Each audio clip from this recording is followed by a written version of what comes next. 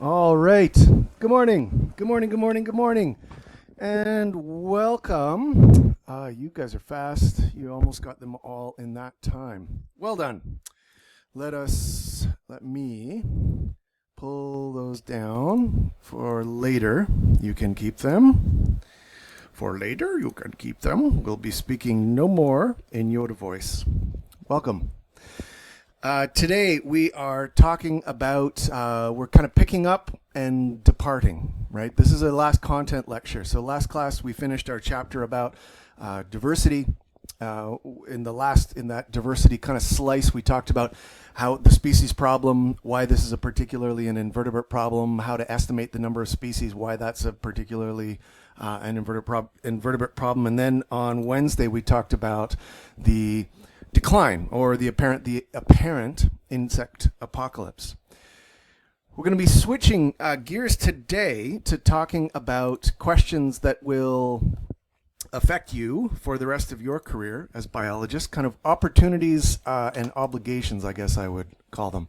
So what kind of technological revolutions are coming to the foreground now at the start of your career as a biologist? So those are opportunities. And then what are, kind of picking up from last week, what are some of the big things that are happening in the world, the obligations that probably we should be using these opportunities to address? And that's what we're going to talk about today. So my hope is that in thinking about these things, you're going to be thinking about and integrating kind of which questions are going to drive this field of invertebrate zoology, which questions should be, and then whether should the questions drive the field, should the opportunities or the technology drive the field, and helping you look at what emergent tools we have to get there. So to you, an invertebrate scientist during the Anthropocene, there are big challenges. This table from a paper that's soon to come out in PNAS talks about some key numbers, and it's so threats to terrestrial life, that you are existing and living in and working in as a biologist an era when 75% of the ice-free land has been altered by humans. You're existing in an era when all of the biological interactions upon which our society has been built over millennia are being chopped away at the base. You're thinking about, if you're in marine and freshwater biology, the rampant questions associated in the ocean. 2 seconds. Daniel.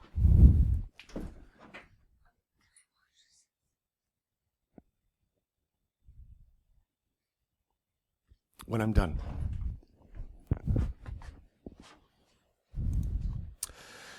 So, big challenges, big questions, and what are the tools that you have to think about these questions? And so, I think there's a bit of a contemporary bias to think about the technological advantages, the technological revolutions that allow us to ask questions that previous generations wouldn't have been able to. And this is true.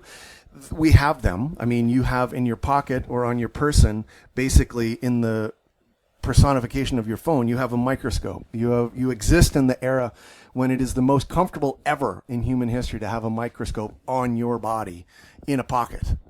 It's never been so easy to take pictures of little things. And the little things, the smellers and the tasters, are what drive the questions of diversity and often what drive the ecosystem services that we're most concerned about.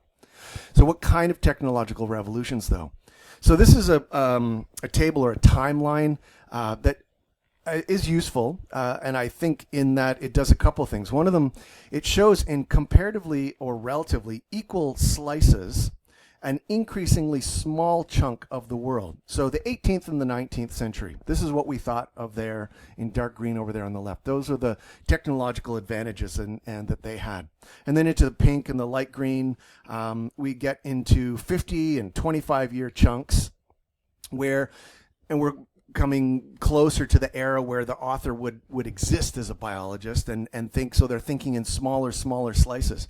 But we do have certainly a large number of approaches. And I think one of the things that I'd like to call to your attention there, I guess two elements. One of them is the recency bias, that we tend to think, oh, the newest is the best. Because that's not really what happens for in biology. You don't leave behind methods generally. Like, you add to your quiver. If the quiver is full of kind of the methodological tools that you have, you add to them. And the other recency bias is that we're slicing through 100 years, 50 years, 25 years, and then all of a sudden we're into like 10 and 5-year chunks. And this is their estimation of the kind of the changing technological landscape right now. So there's certainly a temporal bias in the plot, but it does speak to a number of the advantages that we're talking about today and that we've talked about in back to the start of 2700. The advent of remotely operated vehicles sending high-resolution live video from the bottom of the ocean has fundamentally changed how we understand the biology of the abyssal zone, of the midnight zone, of the bottom of the planet, of the vast total proportion, like the vast majority of the surface area of our misnamed planet Earth. And also sequencing. So moving from allozymes to DNA sequencing to genomics and metabarcoding, which we'll talk about. But I think one of the other, in this recency bias, there's also a bias of an ontological bias. Remember, the ontology is your development as an individual. And the bias there was, I think, most delightfully phrased by Douglas Adams in The Hitchhiker's Guide to the Galaxy. And there's 3 stages about learning about things and about technology. That's everything in the world when you're born is normal. Anything that gets invented between then and the time you turn 30 is exciting and creative. And with any luck, you can make a career out of it. And anything that's invented after you're 30 is against the natural order of things, and it's the beginning of the end of civilization as we know it, until it's been around for about 10 years, and then it turns out that it's kind of all right already. So technological revolutions are really not off with their head kind of fundamental changes, at least in how we've experienced them in invertebrate science. They're incremental changes, and we haven't stopped using microscopes. Like, since Antony van Leeuwenhoek and Zeiss kind of stabilized and really changed how we can see little things, we still fundamentally depend on those tools to help us understand. And we've added to that our genetic and genomic tools, for example. So today, and this is a review that was published in the Trends in Ecology and Evolution, Trends, or TREE. And it talked about the fact that when we're thinking about technological evolutions with respect to conservation, because that's one of the obligations. So emerging technology, opportunity, emergent societal catastrophes, obligations. So where can we use these? So they talked about essentially taking AI and LMMs into the field. So using them for visual monitoring, for acoustic monitoring, for indirect visual monitoring via radar, and then using molecular tools. So listening to species, I guess, in a sense, directly with acoustic monitoring, listening to them through space with vision and radar technology, and listening to them via their DNA, essentially listening to their past conversations and what they can tell us about the species and the spaces that we're changing during the Anthropocene. So the intersection of these tools is going to be a really fertile area for growth as you think about the addition of these tools to your quiver, to your invertebrate zoology quiver. The first one we're going to talk about in some detail is one that has emerged out of research here at your University of Guelph, and that's taking this relatively simple proposal that emerged in the early part of this century in 2003, that the sequencing that we were doing independently in all of our labs all over the world with all of the taxa that we would all individually be interested in could fundamentally be accelerated, catalyzed, if we all agreed to work with one part of one gene region that had an appropriate level of molecular evolution that lets us, all else being, in most cases, lets us estimate species, lets us enumerate species that we know exist, kind of add a DNA label to an existing name, and helps us figure out which species we haven't yet discovered yet or described yet. And that's the idea with DNA barcoding, so that the cytochrome C oxidase 1, which is the accepted locus for barcoding in animals, a mitochondrial gene that is amplified and then allows us to identify and discover and describe species. co-authors of mine have called this turbo taxonomy, that it allows us or presents us with the opportunity to accelerate the taxonomic naming process. And that allows, when it's combined with high resolution imaging and the capturing of high resolution and of metadata, can involve automation. Now, one step away from that, so that's taking a leg off a thing, off of a polychaete worm in the ocean and putting a sequence to that individual. Now, there's also, as sequencing technology has changed in the past 2 decades, and as we've added to the sequencing technology that we have massively parallel. We have sequencing that allows us to bulk sequence things. So instead of sorting the specimens out of a trap that we collect from the ocean or from the land, we can sequence either the containing liquid, the ethanol that they're in, or we can homogenize all the things that are in there and extract and amplify DNA or sequence directly DNA from that extraction that allows us to very rapidly create methods or estimates of alpha diversity and beta diversity. And that would be called metabarcoding if it involved the sequencing of the CO1 gene as your measure of the environment that things are sitting in. So what we've learned as that so barcoding kind of 2003, moving through the development of metabarcoding in the early 2010s, and what we've discovered, and researchers all over the world have been kind of working comparatively collaboratively about this, is understanding that it's not just the traps or the sources of DNA that we intend, that we can ask questions of. I.e., if I set out a malaise trap or take a pitfall trap, clearly that's something that we can apply this technology to.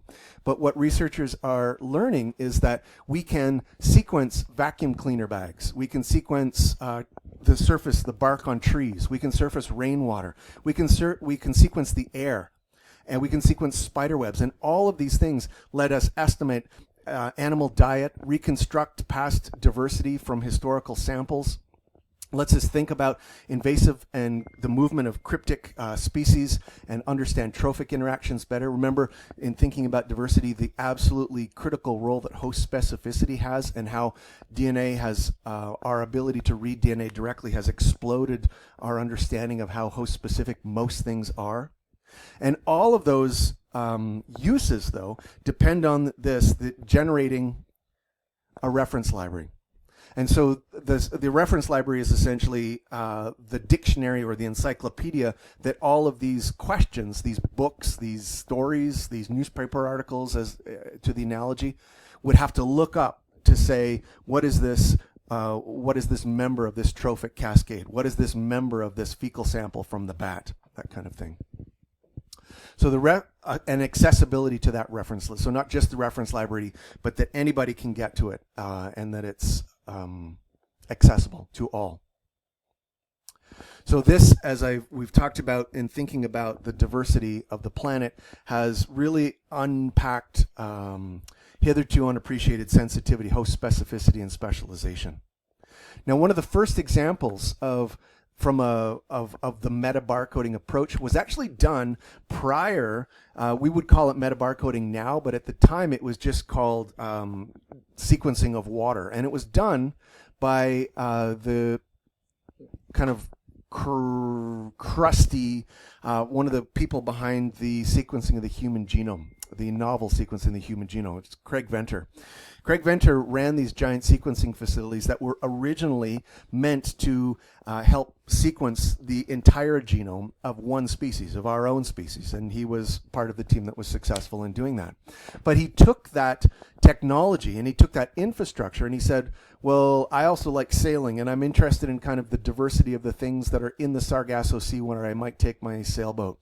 And so he filtered surface water that he collected, and he started sequencing it. And this was back in 2004. This was one of the first places that this rapid acceleration and understanding of diversity came from. Now, the sequencing that they were doing was they were looking for bacterial species, and as you probably know, the species concepts for bacteria and eukaryotes kind of diverge.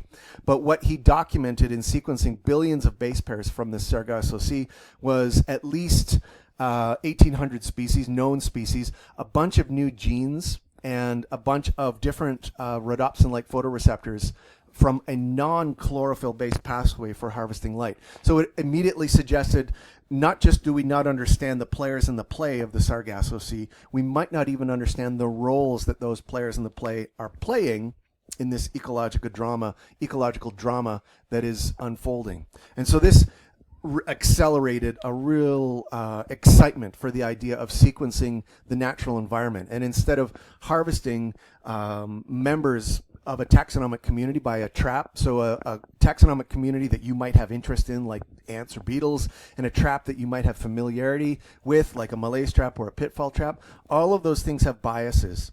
Not all traps capture all taxa, not all taxa represent all other taxa, as we've seen blatantly clearly in thinking about comparisons between conclusions derived from vertebrates and conclusions derived from the misunderstood and frequently unappreciated invertebrates. And so this was exciting to a lot of people because it suggested that maybe we can, by sequencing the medium exactly, so the sea in this case, or in other cases, the water. This is a recent example of aquatic biologists, aquatic invertebrate biologists who were sequencing in rivers in the UK, in Wales, in the UK, in Europe, I think that's Switzerland, and then one location in the United States. They collected, because aquatic macroinvertebrates. Aquatic macroinvertebrates are used frequently as an indirect estimate of water quality because the species that live in high quality water are very different and very rarely overlapping with the species that can tolerate low quality water. And so their question was, instead of going through the time-consuming taxonomic identification process for these aquatic macroinvertebrates, what if we just barcoded the samples? And what this showed in a couple of different slices of the world was certainly the rivers were different, but within each river, the difference between the initiating lake and the dispersal out into the ocean, those slices down like near the lake, in the middle of the length of the river, and close to its terminus in the ocean, were as different as the rivers themselves were. And this was exciting methodologically because since the river has a directionality, one of the criticisms of meta-barcoding river samples has always been, well, there'll just be DNA flooding down from the upstream. So when you're working in the middle of the river, you can never really know that the DNA that you're seeing is from the middle of the river. It might just be floating from up there where you didn't look and where you don't have questions. And these results suggested, in fact, the turnover is so fast that, yeah, you can use this. And that's very exciting. And so moving from the sea to freshwater, now to the air. There's, in the last kind of 5 years, there's been an emerging kind of literature about different ways of essentially taking a filter and drawing air through the filter and then extracting DNA from that filter paper. And saying, can you use that to enumerate the taxa, the diversity of an era? And excitingly, I would say, it seems like you can. So these researchers in Europe were looking at a couple of different sites, on long-term research sites up here, and then for pollinators, and then they combine it with some sites that were using different survey technology in the forest and at this moth site where they would set up lights. So 2 different traditional methods where they set up these filters, and they compared the diversity, the alpha and the beta diversity at these sites captured traditionally or using the metabarcoding approach. And what they found was that the metabarcoding of the air captured 6 classes of arthropods and 12 orders of insects, including a large number of representatives from the 4 largest orders, from the flies and the butterflies and moths, the beetles and the ants and the wasps and the bees. It didn't detect all the same species. There were some species that were observed with traditional methods that were not seen in the metabarcoding, but the opposite was also true. And so this was really exciting and prompted a bunch of further research and investment in airborne eDNA, environmental DNA metabarcoding. One of the cool ones is inventorying multi-taxa DNA assemblages from 2.5 kilometers up in the air, flying your plane around with your filter attached to the wings of your plane and doing these repeated arrays across a landscape and then sequencing the filter that you remove. And what they found was that this reported previously unknown species at all sorts of different levels of plants, of vertebrates, of bacteria, of invertebrates, of insects. So the future in terms of eDNA or environmental DNA and eDNA metabarcoding is it's a really useful tool that has been added to your quiver as an invertebrate scientist. Last example with the metabarcoding is it extends, so that's kind of in space. You can also do it in time. And these were some German researchers who went through bags of tea that they had purchased in the store. And they sequenced, and they weren't sequenced, so they sequenced the tea leaves. They crushed them and they homogenized them and they extracted DNA and then they amplified DNA. But they specifically amplified DNA with methodology that muted the plant signal. They were not trying to figure out if this was the same species of tea or what the species of tea was. That was taken as a given. But what they were looking for was evidence of the insect community that lived in that tea plantation from different species of mint, parsley, chamomile that they bought just in grocery stores around the location in Germany where they lived. And what they found was evidence of a number of different crop pests and beneficial arthropods from the field, but also from the storage, so pests from storage and from processing. And this is a Venn diagram, rather a complicated Venn diagram of the overlap of different species that lived, of insect species that were sequenced from parsley tea, chamomile tea, mint tea, and green tea. So in many cases, because of the specificity, the regional specificity of the insects that they had sequenced from the tea leaves, they were even then able to say, well, this tea leaf is from this region because that species of insect is only known from this region.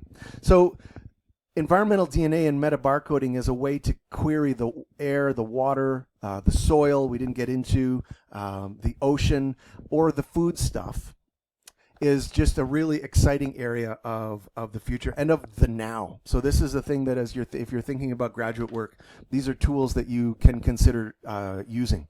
If you want to read more about that, this is a popular news article about that kind of thing, and it's that technology and its association with conservation. And it has a vertebrate bias, as you can see in the birds and the cetaceans and the ungulates there, but you can read it with an invertebrate eye.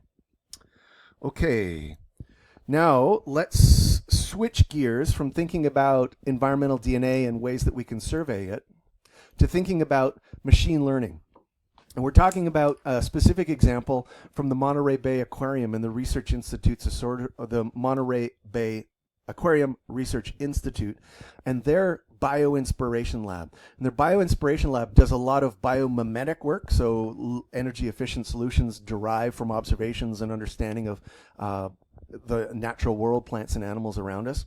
But in this case, they're using it to bootstrap contemporary and future explorations based on historic identifications. And so what you're watching here is a screen grab from a researcher who has set up, and this is an ROV that is going across an area that they survey frequently just off the coast of California, just off of their home research institute on the Pacific coast.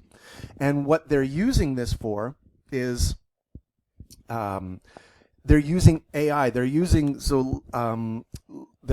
AI to pre-identify with some degree of you can see that number at the end there. So there's a taxon name, a taxon number, and then confidence that kind of cycles through at the tail end of that identification. So it facilitates the rapid identification of species, and if you flip that or twist it slightly, the rapid identification of things that we don't yet know about, and then also could allow you with autonomous ROVs to identify marine debris identification to help search for different things, or to help, certainly to help with species discovery, but also to help with environmental or site remediation following accidents and that kind of a thing.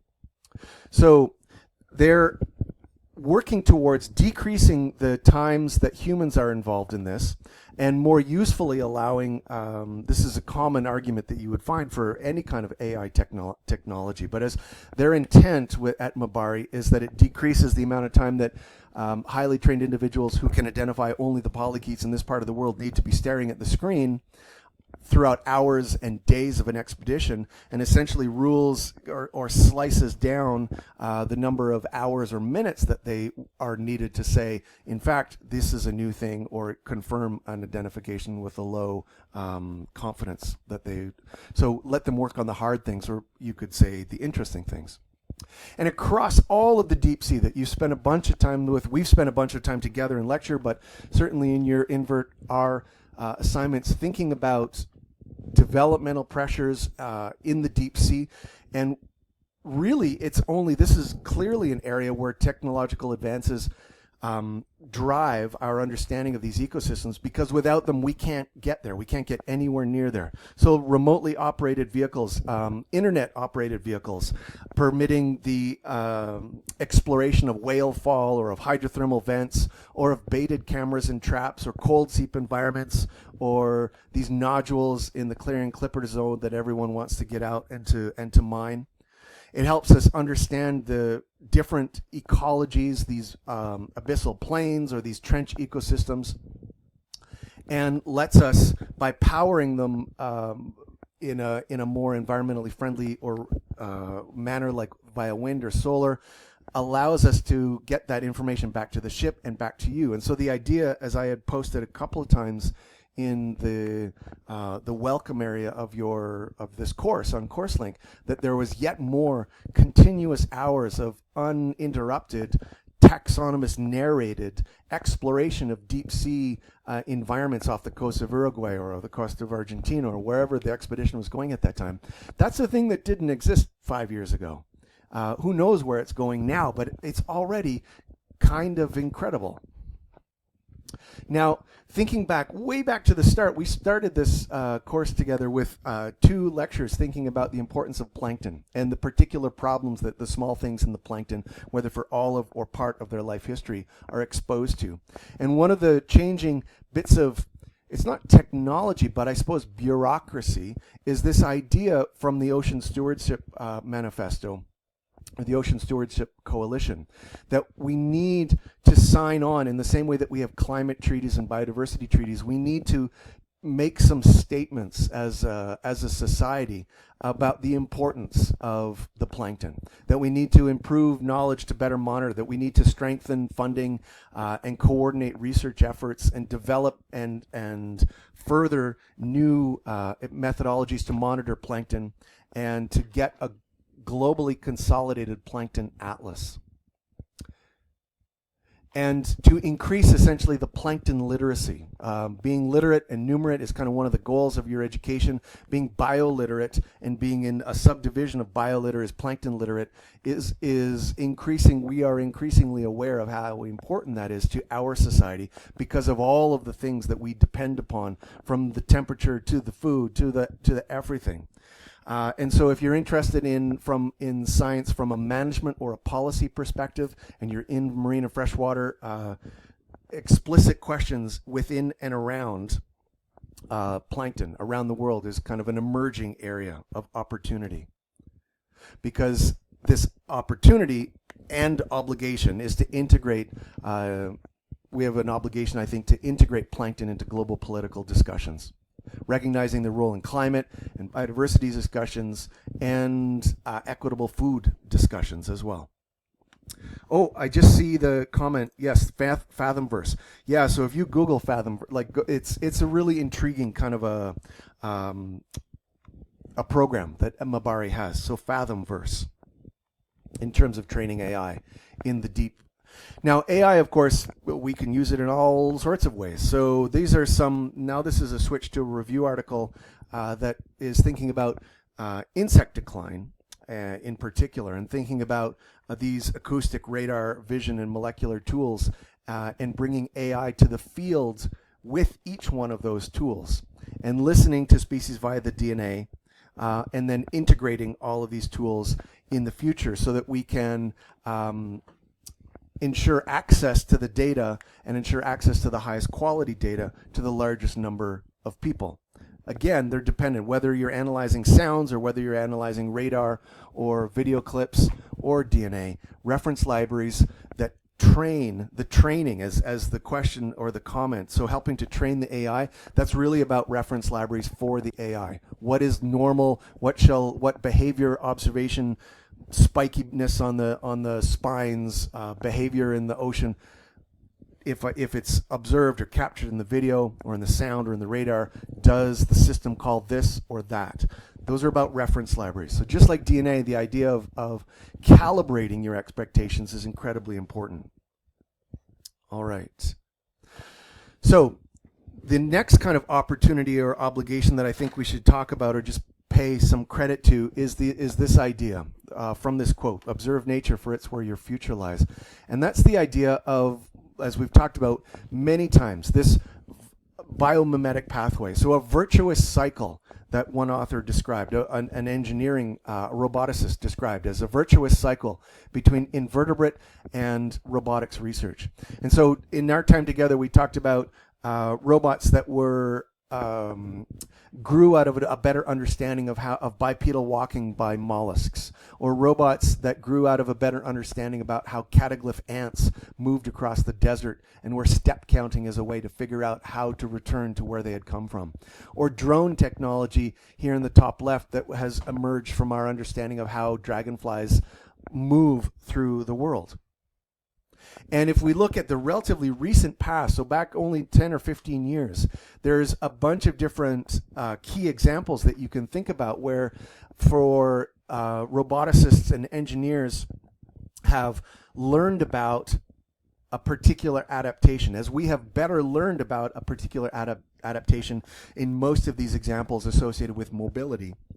The robotics and engineering community has immediately begun to apply those in a way that allows it to be distributed into a non-biological, into the robotics world. And so there's it extends beyond that virtuous cycle that was referred to. It extends clearly beyond mobility, that we can, in these examples here, thinking about an automated jellyfish robot moving autonomously through the water column. But this clam-based biohybrid robot, so using the clam itself, but also what we know about the clam to essentially open and close areas or engage or disengage water treatment plant. So this one's already, this exists in theory, many of these do. This exists and is used in Europe, where clam-based biohybrids, robots are used to open and close and to initiate or stop, disengage water treatment based on the water quality that the clam is evaluating. So we've got parasitic robot-based biohybrids for waypoint navigation, jump control, mobility in maybe in destruction or building collapse sites, like with this cyborg, the cockroach. Remember the cockroach that can kind of collapse the dorsal ventral aspect and move into very tiny bits, tiny spaces of the world.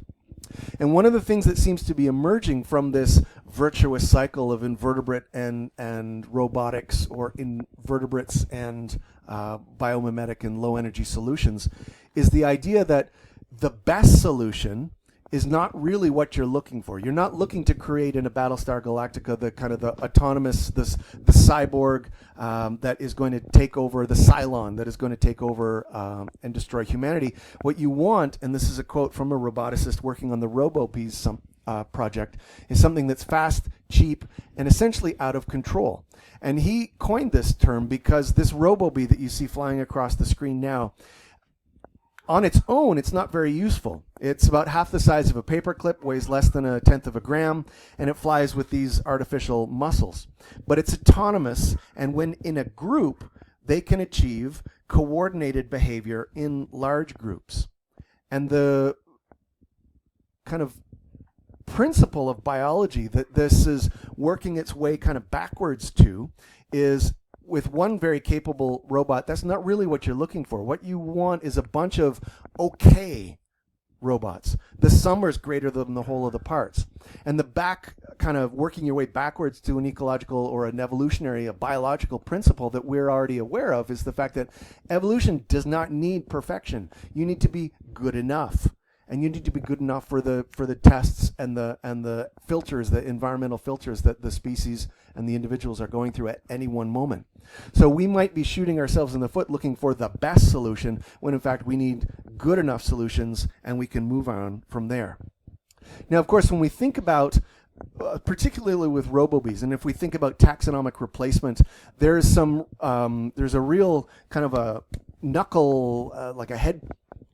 People are butting heads about this in the literature, saying that it's a flawed approach to think that we could replace the robo-bees. One of the proposals for robo-bees was that they could facilitate pollination over industrial-sized crops in the face of pollinator decline. And researchers, quite rightly so, raise the point that we need to be focused on averting and arresting and reversing the decline at least as much as we do designing a robotic solution. But it would be a mistake to conclude that the sources of money for both of those seemingly divergent but actually parallel lines of research are the same pots of money. We have a complicated enough scientific infrastructure. You could conceivably be working on both at the same time. So, but what we learn from a biomimetic perspective is clearly not just limited to mobility. In fact, so our understanding of the chemical world and the derivation of new chemicals that we can use for anticoagulants, for the pharmaceutical industry, for anti-cancer drugs, anti-inflammatory drugs. Most of these have been derived, many of them have been derived from a better understanding of these deep water taxa, so sponges and cnidarians and mollusks and echinoderms. All of these things have better helped us understand and combat maladies of our own species, including cancer and Alzheimer's and a whole suite of others. In fact, well, we'll unpack that in a second. We'll come back to the sponges. So I just want to, as another bias, when we kind of left the metabarcoding section behind, we talked about the fact that, well, yeah, go read this popular article and think about, they're going to talk to you about vertebrate examples.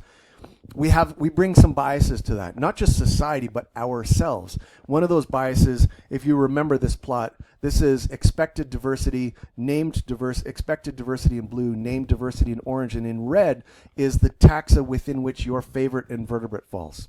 And so you can see it's clearly not evenly distributed. Our favorite things of the invertebrate world are not evenly distributed across the invertebrate world. And I put this other plot on right beside it. This is so the same kind of in blue and green now. We've got named in green, expected diversity in blue, and in purple this time. This is the number of biomimetic solutions that exist in the literature by phyla. And when we take a bigger slice of the world, and we published about this year, you can see that there's a lot of solutions that we have derived from arthropods, but it's getting nowhere near the number of solutions that might be out there, and better understanding of the cryptic things, the things that we weren't able to differentiate themselves from A and B, might be where a lot of these fertile solutions live. And I'll do the arrow with the explanation marks is pointing at our own part of this tree and saying, we've certainly derived a lot of things from the part of the world that lives and experiences the world the way that we do. But most of the world that lives and experiences the way that we do is not doing it in a very energetically efficient fashion. We're doing it as endotherms. We're doing it as vertebrates that need to maintain a constant, like a very vanishingly small kind of range of temperatures and salinities and water envelopes beyond which we die. And so to be truly energy efficient, we need to do better at looking in these other places. And that's kind of up to you. And there's some research protocols and some research programs on campus, in particularly the manufactured ecosystems that Dr. Shoshana Jacobs, who's on the other side of that wall, runs, that if you're interested in this kind of a thing and biomimetic research in the future, contact them to talk more about this. All right. One of the last slices now. Thinking about diversity, thinking about unanticipated, and it draws on what we just talked about in terms of saying most of that arthropod clade, or tip rather, in the Dunn et al. Phylogeny. We've done a lot of biomimetic searching around there, but there's so much that we don't know that clearly there are a lot of potential solutions that we're unaware of, that we're living beside them all the time. So from a diversity perspective, there's an obligation, there's an obligatory part. This is the most diverse group. The invertebrates, the arthropods, the insects, the mollusks, whatever slice of the invertebrate world that you want, you as an invertebrate zoologist have an obligation to facilitate policies, not just for arthropod conservation and decisions and election results, but ones that facilitate conservation of and the understanding of the challenges that invertebrates face in general society, but also the benefits that they provide that society without them being even aware of. I'll give you an example of one of those that came out late last year, which was that we've recently in Africa have begun discovering insects that can digest polystyrene. So you think about an environmental pollution crisis that's particularly we're understanding more and more about right now, and that would be like the plastics, microplastics being everywhere in all of us as we sit here and speak to each other. These are insects that this mealworm in particular in Africa can survive on a polystyrene diet, so a diet of only plastics. And it within its microbiome, it has a holobiont of bacteria that is strongly associated and facilitates the degradation of plastic. And this species is not described. The reaction, that DOI on the left-hand side, that's for the study describing the incredible digestion that it's capable of doing, and that its holobiont, that its symbiotic partner is capable of doing, but we do not have a name for this mealworm yet. So this idea of discovery and opportunity and linking it to what some have called evolution's other narrative, that emerging from Adam Smith's version of view of economy and one interpretation of Darwin and Wallace being like the driving role of competition, we've tend to have lost often, and we don't speak about or teach each other about the role of symbiosis. And so we've tried to fix some of that in this course to think about the emergence and the dependence of species upon partners, that we are, in many cases, the taxon we're looking at is actually hosting many other taxa. We talked about the parasitoid, the insect, each having a mite, having maybe up to 10 different parasitoid species, and we didn't even get into the nematodes that live within them or the bacteria, the endosymbiotic bacteria that they're hosting within them. And this idea, competition, for hundreds of years has kind of driven ecology and evolution. And the insight that symbiosis might be playing a large role hasn't gained a lot of traction in Western minds. And so hopefully that will change in your era of being an invertebrate biologist. And I'll give you a couple of examples of how those discoveries and those realizations, those frame shifts or mind shifts might be really advantageous. Most of the world, as we've started to sequence and use environmental DNA to sequence, or fecal DNA, to understand that which is living inside of us, particularly in our or any species alimentary canal, has come to the conclusion that the microbiome is all, that we're all just kind of a skin that is carrying our microbiome around. And so we've been surprised in a couple of cases to discover prominent members of any ecological community that lack a microbiome, like caterpillars. Caterpillars living on their plant diet have extremely low abundances of microbes. And those that they ingest and that we sequence are largely kind of indirectly there, that they're there just because they were on the food and they're not really present. And so it just might be for caterpillars that it's more profitable to them to obtain nutrition, do all of that independently, and avoid paying the costs for hosting symbionts. But then there's taxa at completely the other end of a continuum that involves invertebrates. So from lepidopteran caterpillars to sponges. And sponges, one might argue, can be viewed as a highly concentrated reservoir of ancient marine organisms that happen to be just living on this silica skeleton or this spongin skeleton. Whereas clearly for sponges, the sum is greater than the whole the whole is greater than the sum of its parts. So this is looking at the Epsilenia aerophoba. This is a sponge that they then stain just to drive home the importance of the microbiome here.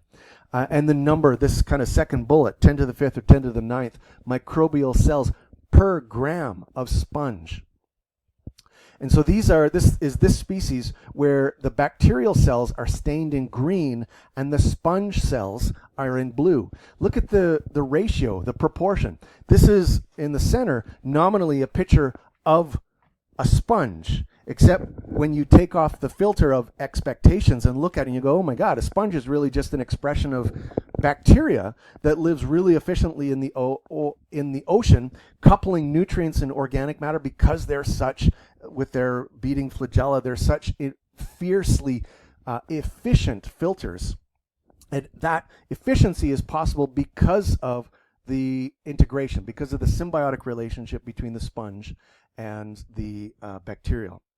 And we've suspected this since the early, like for more than 100 years, but it's only because of the advent of the sequencing technology in the last several decades that we've understood this too. And it's not just bacteria, there's algae in there as well. So this is a screenshot of an imaging view of a freshwater sponge where the algal symbionts are in red in and around the choanocytes. So you can see these choanocytes, so that's the beating flagella in those choanal chambers, but then in red around, kind of peppered around all of these, are algal cells that are living inside of inside of the sponge and on the sponge in the same way that the bacteria are in the ocean.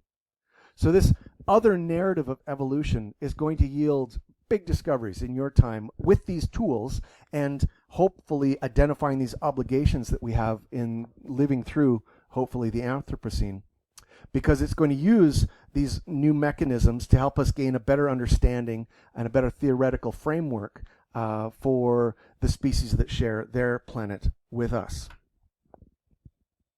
All right. That's Caramel's exhausted. This is about it. This is where we've been. This is the end of the new material for the course. On Wednesday, I'm going to be here. I'll give a bit of a review for where I see the course having been. And if you're interested in, I can also talk about my own research, but that's up to you.